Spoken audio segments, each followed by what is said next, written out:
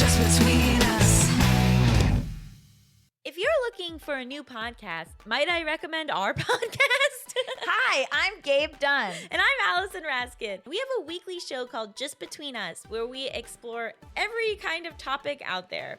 From mental health to sexuality to animal behavior to science. We love to interview fascinating people about their various expertise. We also answer listener questions and play a very silly game called Hypotheticals. You're not going to want to miss it. It's unhinged. And if you don't want to trust our word for it because it's our show, you should know that the iHeart Podcast Awards nominated us for Best Ensemble for 2023. That means that we are good at our jobs. Or we have good chemistry. Ooh. So check out Just Between Us every Wednesday.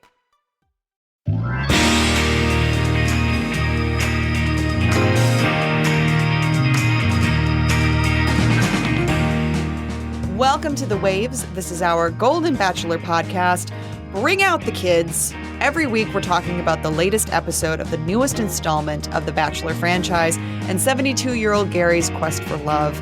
I'm Cheyna Roth, senior producer at Slate. And I'm Laura Stassi, host of the podcast Dating While Gray. Laura, it's hometowns week. Honestly, I usually check out for hometowns when I'm watching any of the Bachelor iterations. I hate hometowns. I find them so cringe. The typical idea of like getting a father's permission to marry someone that you aren't even sure if you want to marry and making the meeting of the family into this big thing.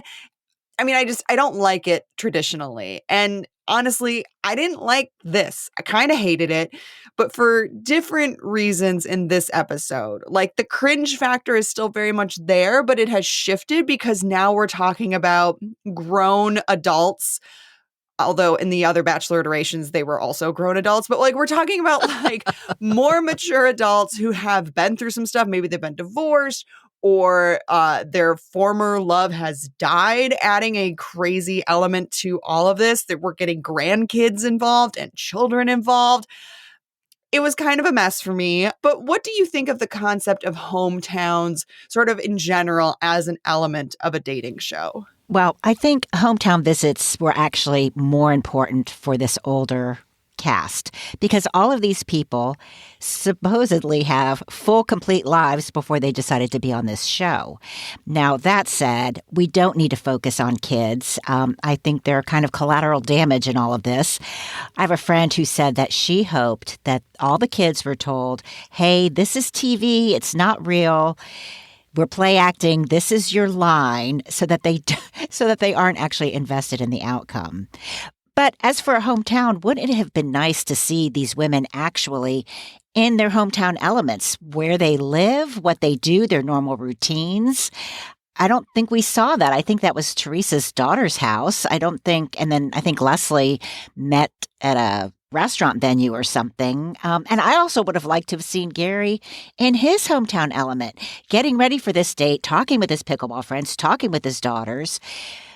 Yeah, when you get older, you really want to know what that person's life is like, their day-to-day life. And they could have done that with the hometown visits, and they chose to just focus on family. Yeah, I mean, we got a little bit of that, I guess, with Faith because she had Gerry meet her horses, which was kind of an interesting thing, and we will get to that in a bit. And you touched on what I don't like about hometowns, which is that because we're not actually like getting these slice of lives of these people, it's a very short, high pressure situation, and you get these very stilted sit-down conversations. I mean, nothing feels natural. The conversations, honestly, to me, feel vaguely threatening sometimes, or it's just like, so what are your intentions here? And it's uncomfortable to watch. But I will say that Gerry did a pretty good job of dealing with that at first with Teresa, and then it all just kind of went downhill as he starts professing his love. Yeah. Hey, is Gerry a player?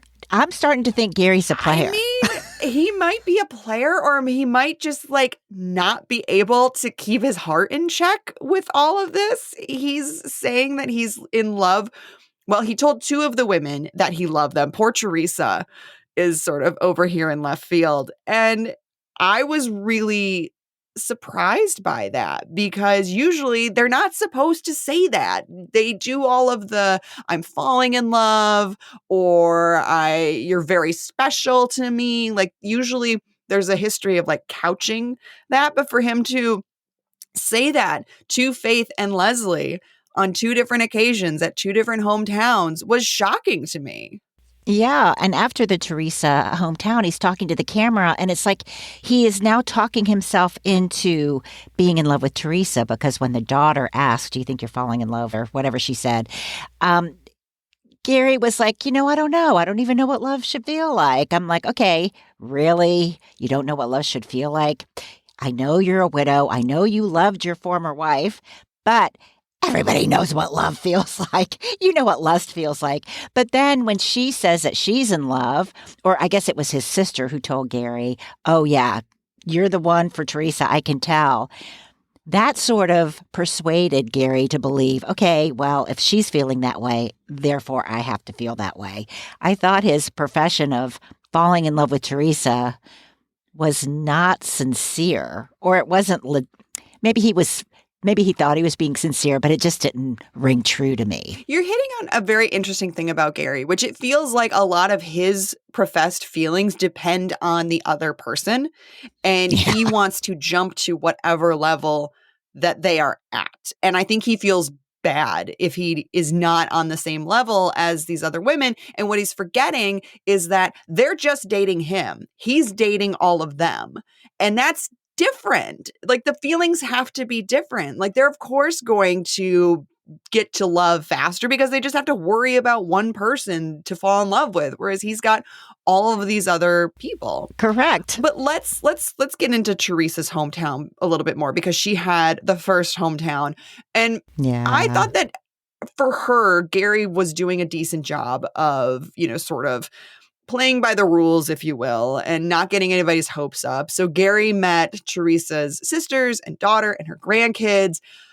I mean, these kids are cute, but one of them says that Teresa is lonely, but not in a sweet way, I thought. What do you think about me and your Nana being together? Good. She comes over a lot because she's always lonely. It would mean a lot to her if you guys get married. Okay. But I'm just expecting everything to continue to go well because I think if I like him this much, I think they will too. What can you tell me about your Nana that is the most interesting? When taking selfies, she would do this weird face where she would like duck lips, I think it's called.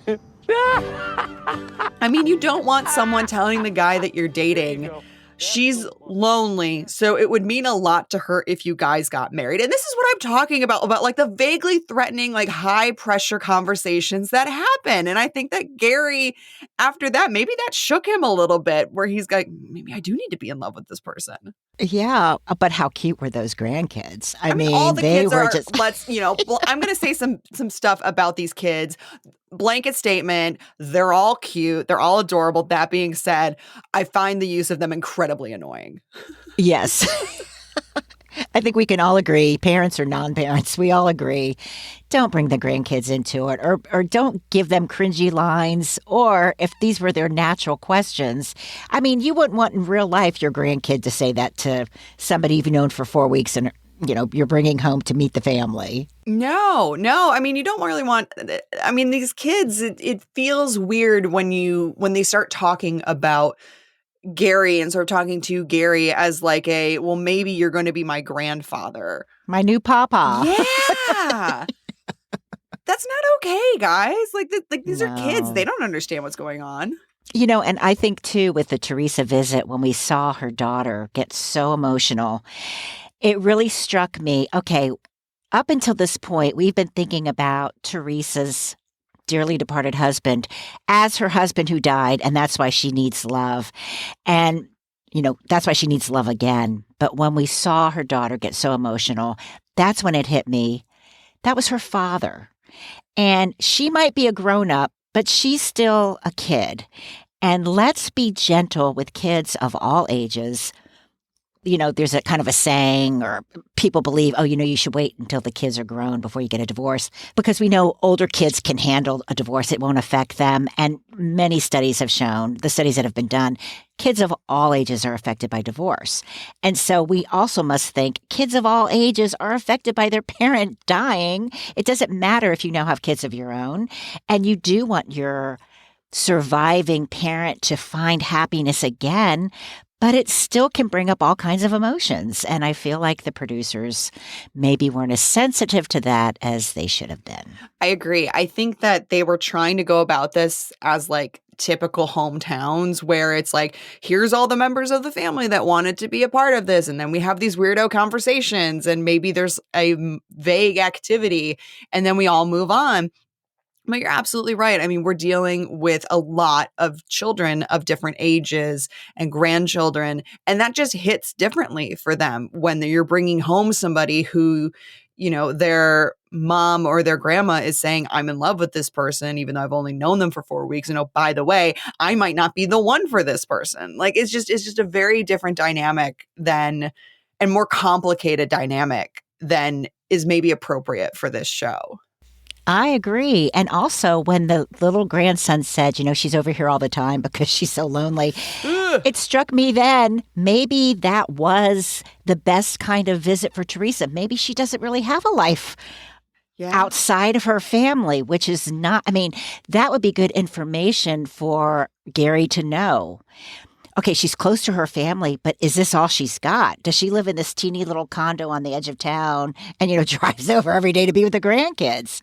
Because you want to know, you want to get as complete a picture as possible as to what someone's life looked like before you arrived on the scene. Mm-hmm. Well, let's talk about Faith. So she got the next hometown and she eases Gerry in a little bit by, as we mentioned, having him meet her horses. I like Faith. Every episode, I like her more. Unfortunately, she seems to live out in the country, and she doesn't really want to move. Her horse is buried there.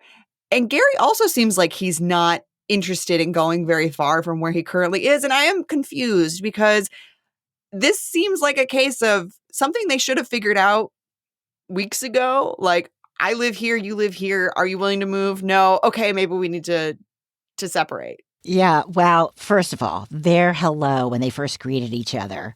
I have to say, I've said this before, I'll keep saying it, he has the most physical attraction to Faith. I'm convinced. I thought I saw his hand slide down toward her rear end when they were hugging, where he keeps it higher up with everybody else. I respect that Faith just came out and said, my home is here. I don't want to be away from my family. And she asked him, finally, what would that look like? And he said some line about, they'll figure it out. Or my thought was, okay, this honesty could cost Faith the contest, but it's better for her in the long run, personally. Although, wouldn't it be nice for Gerry to actually consider something other than I'm going to live in Indiana full time and, whoever I connect with has got to come to me on my terms. I don't know if that's going to happen with Faith. Although her sons, my gosh, I fell in love with her sons. They were sweet. So sweet. I feel like if there's a place for Susan in future Bachelor iterations, there is a place for Faith's sons. I just love the way they spoke with him. I love the questions they asked. I also think they're not buying Gerry. Yeah. So you mentioned Gerry lives in Indiana, and we're seeing a bit more of like a conservative thinking side of him. And this makes me think about an email that we got from a listener. Please keep sending your emails. We love reading them.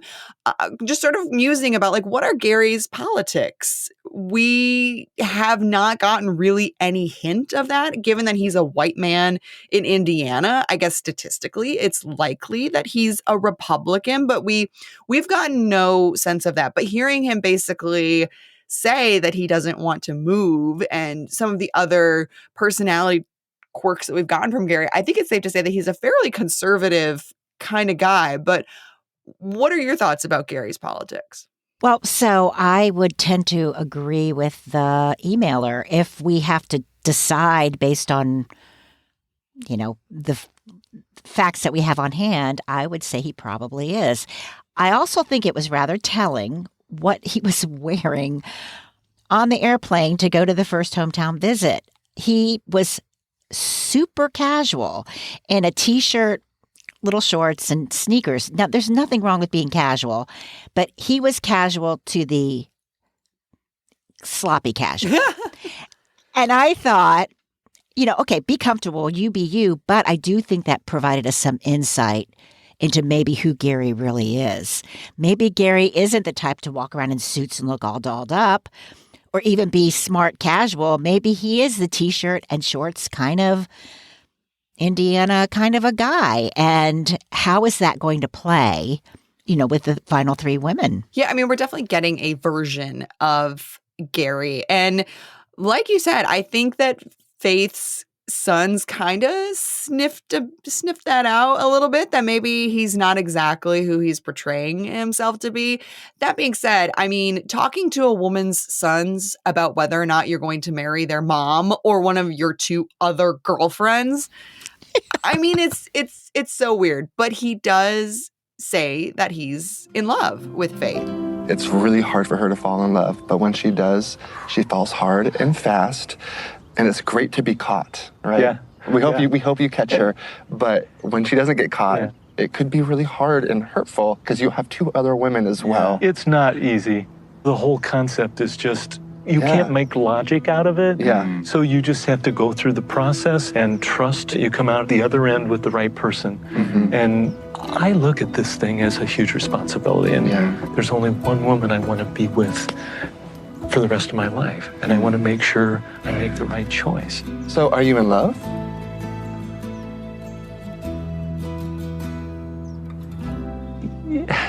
Yeah, I kind of think I am.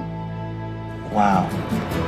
Yes, but notice how he kept, with the sons, he kind of twisted his head around a little bit before responding. And I couldn't tell, okay, should I tell them how I really feel, or what do they want to hear? I could not understand his body language in that scene. But then, the whole family, when they're all sitting around, and the sister basically says, we've all gleaned that you're in love. I mean, talk about putting him on the spot. But he says it first. He whispers to Faith, would you say it out loud? And she said, I'd say it out loud. So then he says it out loud first. Again, it's like he needs to know where she's at before he can say, like, dude, if you love her, just say it, man. Like, why do you need to have this confirmation ahead of time before you actually say it? It's odd. Yes, and if you are in love with her, why didn't you give her a rose? I mean, it's like anyway, I really don't understand what's going on through I don't understand Gerry's thought process. I wish we knew how being on TV is affecting who he actually is. Yes. Because Gerry does have these weird moments. The one that I'm thinking of is Gerry goes to Leslie's hometown, and this is the final hometown, and he starts talking about putting these women in boxes. Oh. It's been a whirlwind of a week, 2 hometowns, and a lot of emotions. Right now, there are 3 women that occupy all of my thoughts, and I'm full on conflicted. I think how I want to handle this is to consider that I have a Faith box, and I have a Leslie box, and I have a Teresa box. So today it's Minneapolis, Minnesota, which is Leslie, and I can't wait to see her. I gotta say, I face palmed at this. I mean, what are you saying here? Like, I think he is trying to have it both ways, in a sense, where he wants to have some sort of like logical conclusion to all of this, but also emotions and feelings.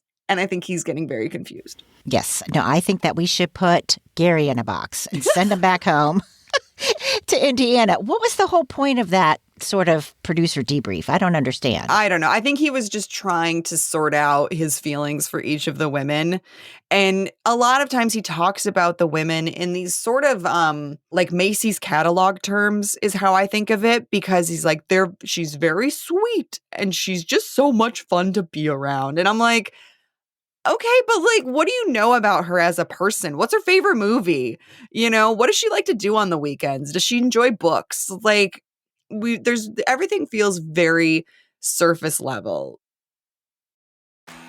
Don't miss The Marvels in theaters on November 10th and see where the Marvel stories all began when you watch Captain Marvel, WandaVision, and Miss Marvel, only on Disney Plus. Get Disney Plus with Disney, Pixar, Marvel, Star Wars, and National Geographic.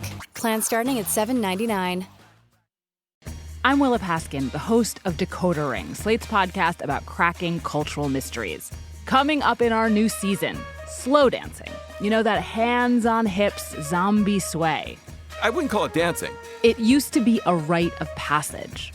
Stiffening your arms, Frankenstein's monster style. But something has happened to it.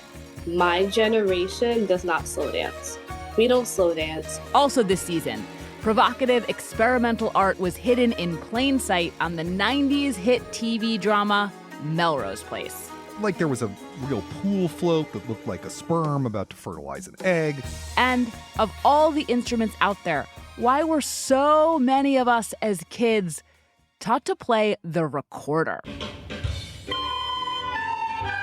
Decoder Ring is back with brand new episodes. Find us wherever you get your podcasts.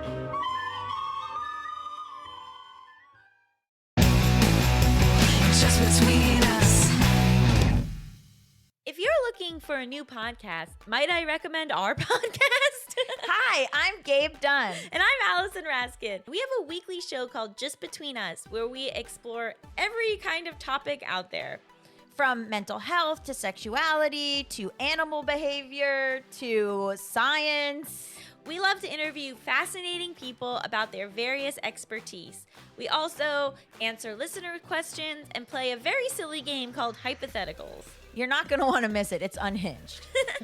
And if you don't want to trust our word for it because it's our show, you should know that the iHeart Podcast Awards nominated us for Best Ensemble for 2023. That means that we are good at our jobs. Or we have good chemistry. Ooh.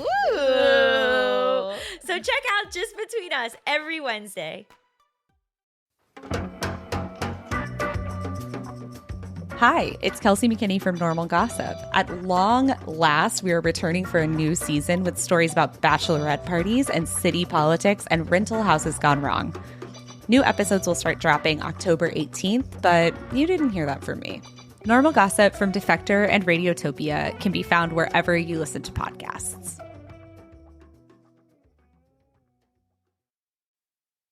So when he was with Leslie and her kids, her brother and grandkids, apparently they all call her Glamma. I like that. The whole bit with Leslie, because we had just seen him tell Faith, I'm in love with you. Right. It felt very cringe. Yeah. And also, I mean, I do like Leslie. I feel like their whole hometown visit, especially coming on the heels of what we saw with Faith, their hometown visit, Leslie and Gerry, seemed so staged. I don't know how else. Like, I did not see any authentic feeling attraction for each other. I can't describe it. And I have to say, too, when Leslie referred to his, or I guess the daughter, Leslie's daughter said, my mom is literally my best friend and, blah, blah. And that set me on edge because that is one of those phrases that I really don't like to hear. My mom's my best friend. Okay, we can have many friends. You can only have one mother. Why would you can be close to your mother, but not have her be your best friend? And so then I thought, okay, I don't know. Does Gerry want to be with someone whose daughter is the mom's best friend? I don't know. Well, this thing, there's so much that we don't know about what Gerry is looking for. I mean, he's got two women that kind of look the same. He's got Teresa, who, let's face it, would jump in front of a Mack truck if he asked her to. And Yeah. It's just kind of like, what is it about these women that you're so attracted to? Because you keep talking in platitudes about them being nice and sweet and, well, they light up my life. And I think he had like some weird one about bringing joy into my life. It's like, well, yeah, I would hope so. But also, like, if she gets angry on a Tuesday, how are you going to deal with it? Right. And he's still bringing up words about completeness. I can complete her. She can complete me. And so it's like, can he not think, and again, not to totally diss on Gerry, but I do wonder, can he just not think on his feet? And so this whole thing about completeness is something that, okay, I've heard that before. Or is he really looking for someone to complete him and that he wants to complete someone else? One of my pithy statements is, I'm a complete person.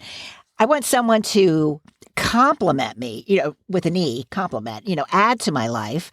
Not, I don't want some half person walking around looking for some other person to complete them. Yeah. Yeah.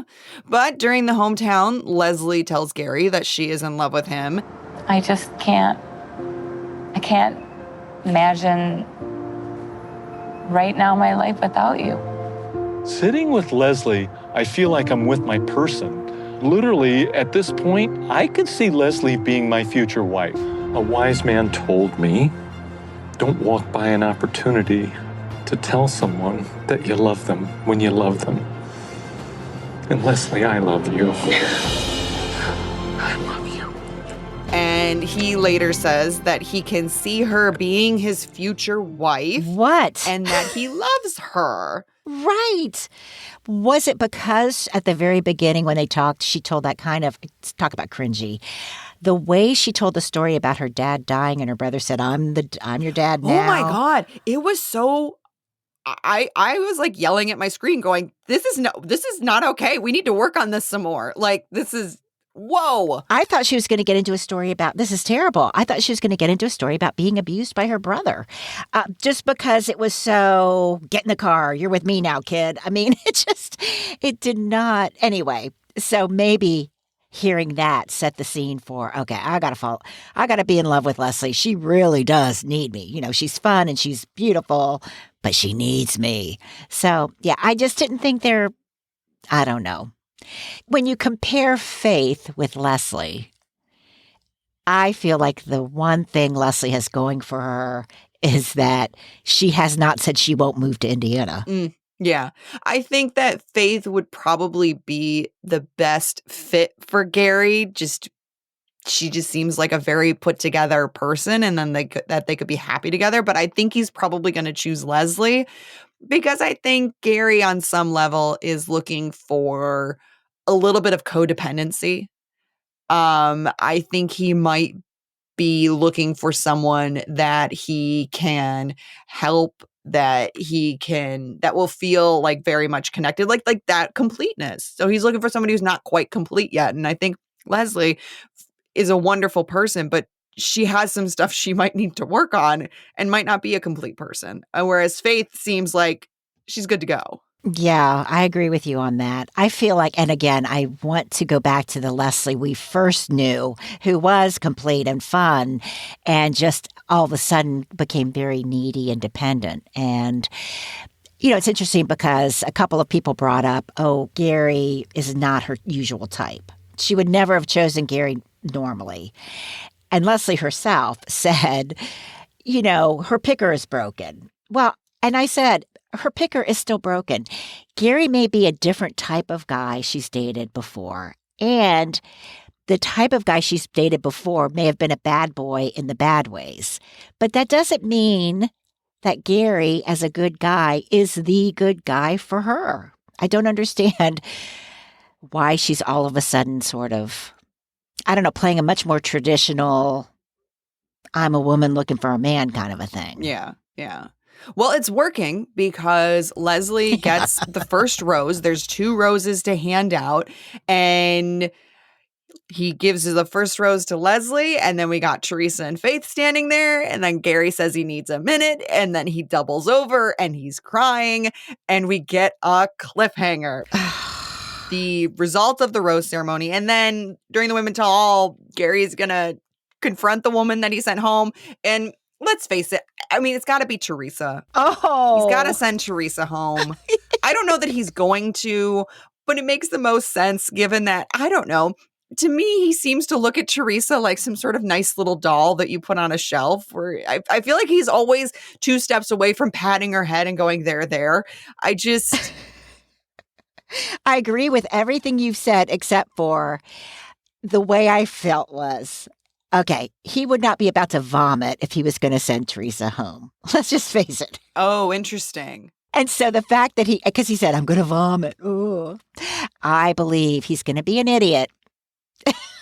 I'm sorry, I don't mean to judge. No, but I think that's right, because I think that I don't get the sense that he really loves Teresa. I think he likes He Teresa. doesn't. I think he likes hanging out with her. Yes. Maybe. I don't know. Lately, they don't even seem to enjoy, he doesn't even seem to like really enjoy hanging out with her that much.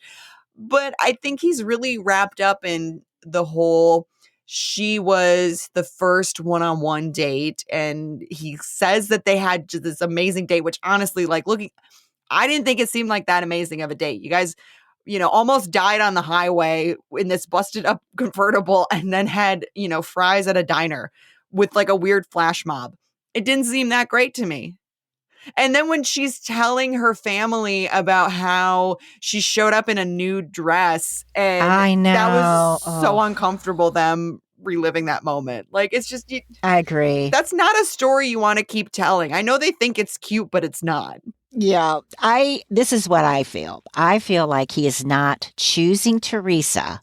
I think he's rejecting Faith. And I think the only reason he's rejecting Faith is because of the distance thing. And that she said, I don't want to leave my wonderful family. And, we don't know whether she said, but hey, I'd be willing to go back and forth. But I think that's what it's going to be. And, earlier at the very beginning when Teresa's hometown visit, she had a very kind of poignant line and she was talking to her sisters. And she said, I'm 70 years old. I'm competing with these 2 younger women because I think they're both in their early 60s. And that's when I kind of, for the first time, had a soft spot for Teresa. And so if he's going to choose Leslie over Faith, then give the other rose to Teresa because Teresa's pool of eligible men is going to be smaller statistically than Faith and Leslie's. And Faith doesn't need Gerry. Yeah. She doesn't. They have a wild attraction for each other.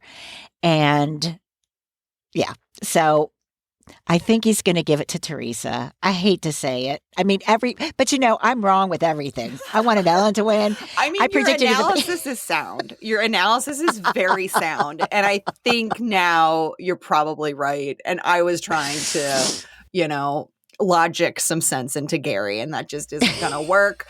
But we will find out if you're right next week. We will also get the return of our favorites of Susan and everybody else for the Women Tell All. I'm very intrigued to see how it goes because it seems like these women really did end up, for the most part, a lot of them really liking each other and forming a nice bond, which is always great to see. So I'm kind of looking forward to the Women Tell All next week. Yeah, in fact, I want to have kind of a little spreadsheet because all of the points that we've brought up, I wonder if they're going to bring them up. Oh, yes. Like, if we said, this, and they'll go, oh, yeah. I'm like, ooh, we were right. I am curious to see what they really think of Gerry now that they're not trying to win his heart. Oh, but they're still under contract with ABC, aren't they? Well, that's it for us this week. The Waves is produced by myself, Cheyna Roth, and Vic Whitley-Berry. Daisy Rosario is senior supervising producer of podcasts at Slate, and Alicia Montgomery is vice president of audio at Slate. Make sure to check out our regular episodes of The Waves every Thursday, as well as Laura's podcast, Dating While Gray, every Thursday as well. You've had some really great, insightful episodes. Make sure you check those out. We will be back next week for another scintillating discussion of Gerry's quest for love. Until then, I guess you got to stay where your horse is buried. Or stay in your box. There you go. Stay in your box.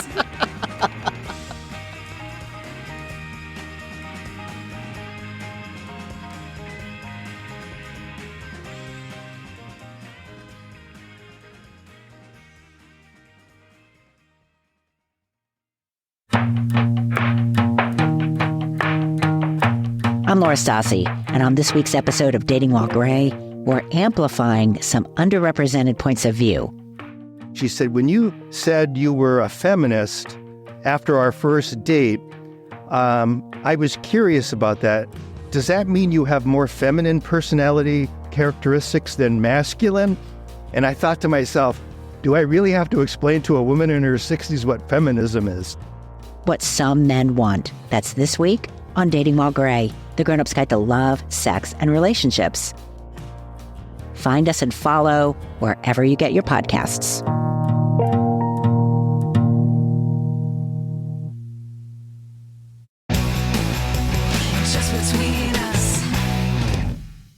If you're looking for a new podcast, might I recommend our podcast?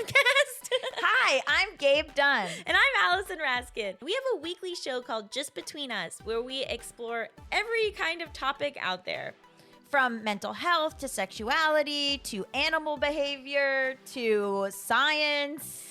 We love to interview fascinating people about their various expertise. We also answer listener questions and play a very silly game called Hypotheticals. You're not going to want to miss it. It's unhinged. And if you don't want to trust our word for it because it's our show, you should know that the iHeart Podcast Awards nominated us for Best Ensemble for 2023. That means that we are good at our jobs. Or we have good chemistry. Ooh. So check out Just Between Us every Wednesday. Hey everybody, it's Tim Heidecker. You know me, Tim and Eric, Bridesmaids, and Fantastic Four. I'd like to personally invite you to listen to Office Hours Live with me and my co-hosts, DJ Doug Pound. Hello. And Vic Berger. Howdy. Every week we bring you laughs, fun, games, and lots of other surprises. It's live. We take your Zoom calls. Music. We love having fun. Excuse me? Songs. Vic said something. Music. Songs. Music. I like having fun. I like to laugh. I like to meet people who can make me laugh. Please subscribe now.